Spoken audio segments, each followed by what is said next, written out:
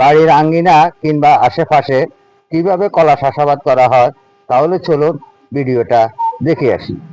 এখানে দেখতেছেন এগুলো হলো সাগর কলা।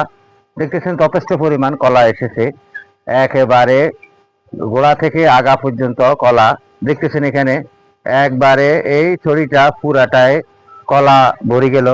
ওই যে ওইগুলো হলো গোড়ার দিক থেকে কলা ধরতে ধরতে একবারে লাশ মাথা পর্যন্ত কলা, যথেষ্ট পরিমাণ কলা এসেছে। তাই আমি আপনাদেরকে সবসময় কৃষিভিত্তিক ভিডিও দিয়ে থাকি। আপনারা ইউটিউব চ্যানেল কিংবা ফেসবুকে আমাকে দেখে থাকেন, আপনারাও চেষ্টা করবেন আপনাদের ঘরের আশেপাশে আপনারা কলা চাষাবাদ করার জন্য। কলা চাষাবাদ করলে অবশ্যই আপনি যথেষ্ট পরিমাণ লাভবান হতে পারবেন। আমাদেরকে চেষ্টা করতে হবে, চেষ্টার ফল একদিন আসবে। দেখতেছেন এখানে এটা নতুন ছড়ি বাইর হয়েছে। দেখতেছেন একবারে উপর থেকে গোড়া থেকে একবারে আগা পর্যন্ত আগার মাধ্যমে, ছড়ির আগার মাধ্যমে দেখতেছেন এখানে যে মুকুলটা আছে কিংবা কলার এই মুকুলটা কেটে দিবেন। কেটে দেওয়ার পরে এখানে আপনি একটু প্লাস্টিক দিয়ে বেঁধে দিবেন, একটু মাটি দিয়ে, শুকনো মাটি দিয়ে বেঁধে দিলে তাহলে আর এখানে কষ বাইরেব না। কষ যদি বাইর হয়ে যায় তাহলে কিন্তু কলা দুর্বল হয়ে যাবে। এগুলো হলো তাল, আপনারা জানেন এগুলো হলো তাল। তালের কিন্তু ডাবও বিক্রি হয়। আবার তাল যখন পাকে, পাকা তাল খাওয়া হয়। পাকা তাল খেলে আপনার শরীরের জন্য অনেক উপকৃত, কারণ আপনার শরীরটা তেলতেল্লা থাকবে। কিংবা আপনি যত বৃষ্টিতেই ভিজেন কিন্তু কোনো প্রকারে আপনার শরীরে পানির প্রবেশ হবে না, পানিগুলো উপরে দিয়ে চলে যাবে। তাল খাওয়াটা অনেক ভালো, তাল শরীরের জন্য ভালো। তাই আপনারা তাল চাষাবাদ করবেন কিংবা তাল গাছ লাগাবেন। তাল গাছ লাগাইলে আমাদেরকে প্রাকৃতিক দুর্যোগ থেকে আমরা বাঁচতে পারি, কারণ অনেক সময় বজ্রপাত হয়। বজ্রপাত যখন হয় তখন কিন্তু অনেক তাল গাছের উপরে, খেজুর গাছের উপরে এই বজ্রপাত চলে যায়। তাই প্রিয় দর্শক, আপনাদেরকে আমি সবসময় কৃষিভিত্তিক ভিডিওগুলো দিয়ে থাকি। আপনারা আমার ভিডিও দেখেন, আমার কাছে অনেক আনন্দ লাগে। তাই আপনাদের কাছে আমার এই ভিডিওগুলো কেমন লাগে অবশ্যই আপনারা জানাবেন। আমি সকলকে সেই আহ্বান জানাইতেছি।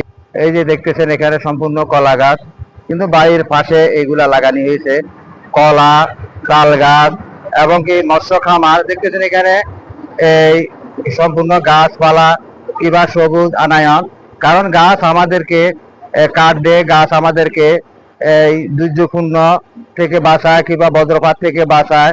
আপনি যে কোনো ঘূর্ণিঝড়, ঝড় তুফান যত কিছুই আসুক, আপনার পাশে যদি গাছ থাকে সেই গাছ অবশ্যই আপনাকে রক্ষা করবে। তাই আপনারা গাছ লাগান বেশি বেশি, গাছ কিংবা ফলাদি গাছ। এই যে দেখতেছেন এখানে একটা পেঁপে গাছ, এটা হলো টপ লেডি পেঁপে।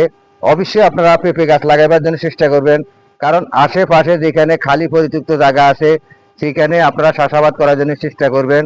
এই কলা গাছ যখন বড় হবে, কলা গাছ বড় হবার পরে পাশে দিয়ে যে চারাগুলা বাইর হয়, আপনি এখান থেকে চারাগুলা তুলিয়ে নিয়ে যাবেন, নিয়ে আপনি আবার অন্যদিকে লাগাবেন।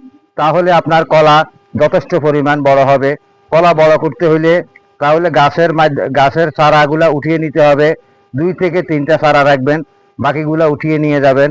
আর যেই কলা গাছটা আপনি কাটবেন, কাটার পরে গোড়াটা উকড়িয়ে ফেলে দিবেন। কারণ এই যে এখন এখানে যে কলা গাছটা কাটা হয়েছে কিন্তু গোড়াটা উঠাইয়া ফেলে নেই। গোড়া উঠাই না ফেললে কিন্তু সেখানে কেঁচু জন্ম নিব। কেঁচু জন্ম নিলে কিন্তু অন্য গাছগুলা নষ্ট করে ফেলবে।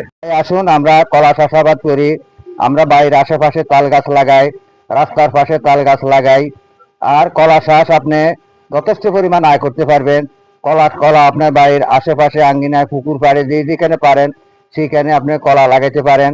কলা গাছ লাগাইলে আপনি সেখান থেকে বাড়তি অর্থ পাচ্ছেন কিংবা আপনার নিজের খরচগুলা মেনটেন করতে পারতেছেন। তাহলে আর ঘরে বসে থাকা নয়। আসুন আমরা কলা চাষাবাদ করি, আমরা বাড়ির আশেপাশে যেখানে খালি পরিত্যক্ত জায়গা আছে সেখানে আমরা এইভাবে কলা চাষ করি কিংবা খেজুর গাছ লাগাই, তাল গাছ লাগাই। তাল গাছ আমাদেরকে বজ্রপাত থেকে বাঁচায়। তাই সকল বন্ধুদেরকে আন্তরিক ভালোবাসা, প্রাণ ঢালা অভিনন্দন জানাচ্ছি। ইউটিউব চ্যানেল ও ফেসবুক পেজ থেকে জানাচ্ছি আসসালামু আলাইকুম।